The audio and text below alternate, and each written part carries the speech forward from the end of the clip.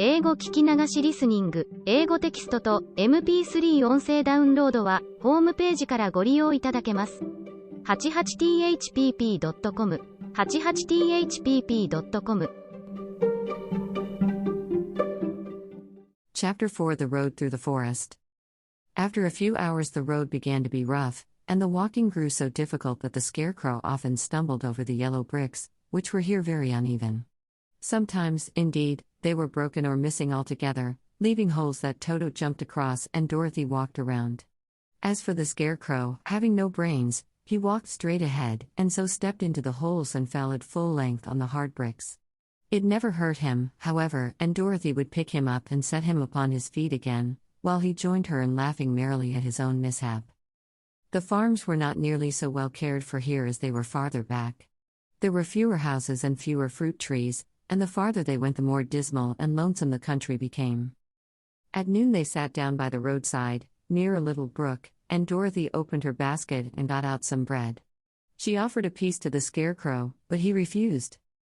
"I'm never hungry," he said, "and it is a lucky thing I am not, for my mouth is only painted, and if I should cut a hole in it so I could eat, the straw I am stuffed with would come out, and that would spoil the shape of my head." Dorothy saw at once that this was true, so she only nodded and went on eating her bread. "Tell me something about yourself and the country you came from," said the scarecrow, when she had finished her dinner.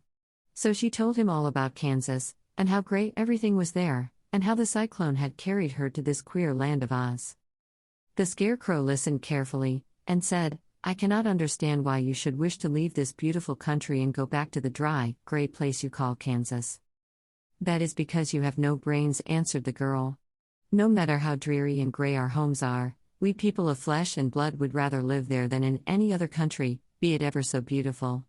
There is no place like home." The scarecrow sighed. "Of course I cannot understand it," he said. "If your heads were stuffed with straw, like mine, you would probably all live in the beautiful places, and then Kansas would have no people at all. It is fortunate for Kansas that you have brains." "Won't you tell me a story, while we are resting?" asked the child. The scarecrow looked at her reproachfully, and answered, "My life has been so short that I really know nothing whatever. I was only made day before yesterday. What happened in the world before that time is all unknown to me. Luckily, when the farmer made my head, one of the first things he did was to paint my ears, so that I heard what was going on. There was another munchkin with him, and the first thing I heard was the farmer saying, 'How do you like those ears?' 'They aren't straight,' answered the other. 'Never mind,' said the farmer. 'They are ears just the same,' which was true enough. 'Now I'll make the eyes,' said the farmer. So he painted my right eye, and as soon as it was finished I found myself looking at him and at everything around me with a great deal of curiosity, for this was my first glimpse of the world." "That's a rather pretty eye," remarked the munchkin who was watching the farmer. "Blue paint is just the color for eyes." "I think I'll make the other a little bigger," said the farmer. And when the second eye was done I could see much better than before. Then he made my nose and my mouth. But I did not speak, because at that time I didn't know what a mouth was for. I had the fun of watching them make my body and my arms and legs, and when they fastened on my head, at last, I felt very proud, for I thought I was just as good a man as anyone. "This fellow will scare the crows fast enough," said the farmer. "He looks just like a man." "Why, he is a man," said the other, and I quite agreed with him. The farmer carried me under his arm to the cornfield, and set me up on a tall stick, where you found me. He and his friend soon after walked away and left me alone. I did not like to be deserted this way. So I tried to walk after them. But my feet would not touch the ground, and I was forced to stay on that pole. It was a lonely life to lead, for I had nothing to think of, having been made such a little while before. Many crows and other birds flew into the cornfield, but as soon as they saw me they flew away again, thinking I was a munchkin, and this pleased me and made me feel that I was quite an important person. By and by an old crow flew near me, and after looking at me carefully he perched upon my shoulder and said, "I wonder if that farmer thought to fool me in this clumsy manner. Any crow of sense could see that you are only stuffed with straw." Then he hopped down at my feet and ate all the corn he wanted. The other birds, seeing he was not harmed by me, came to eat the corn too, so in a short time there was a great flock of them about me. I felt sad at this, for it showed I was not such a good scarecrow after all, But the old crow comforted me, saying, "If you only had brains in your head, you would be as good a man as any of them, and a better man than some of them. Brains are the only things worth having in this world, no matter whether one is a crow or a man." After the crows had gone, I thought this over, and decided I would try hard to get some brains. By good luck you came along and pulled me off the stake, and from what you say I am sure the great Oz will give me brains as soon as we get to the Emerald City. "I hope so," said Dorothy earnestly, "since you seem anxious to have them."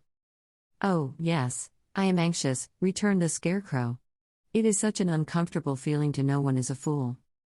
"Well," said the girl, "let us go." And she handed the basket to the Scarecrow. There were no fences at all by the roadside now, and the land was rough and untilled. Toward evening they came to a great forest, where the trees grew so big and close together that their branches met over the road of yellow brick.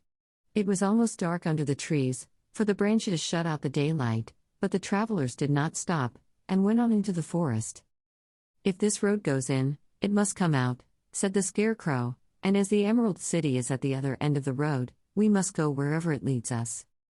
"Anyone would know that," said Dorothy. "Certainly, that is why I know it," returned the Scarecrow. "If it required brains to figure it out, I never should have said it." After an hour or so the light faded away, and they found themselves stumbling along in the darkness. Dorothy could not see at all, but Toto could, for some dogs see very well in the dark, and the Scarecrow declared he could see as well as by day. So she took hold of his arm and managed to get along fairly well.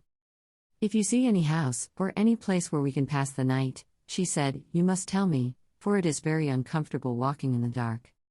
Soon after the Scarecrow stopped. "I see a little cottage at the right of us," he said, "built of logs and branches. Shall we go there?" "Yes, indeed," answered the child. "I am all tired out." So the Scarecrow led her through the trees until they reached the cottage, and Dorothy entered and found a bed of dried leaves in one corner. She lay down at once, and with Toto beside her soon fell into a sound sleep. The Scarecrow, who was never tired, stood up in another corner and waited patiently until morning came.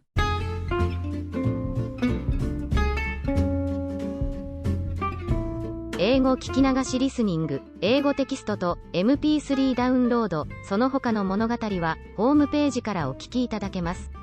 88thpp.com 88thpp.com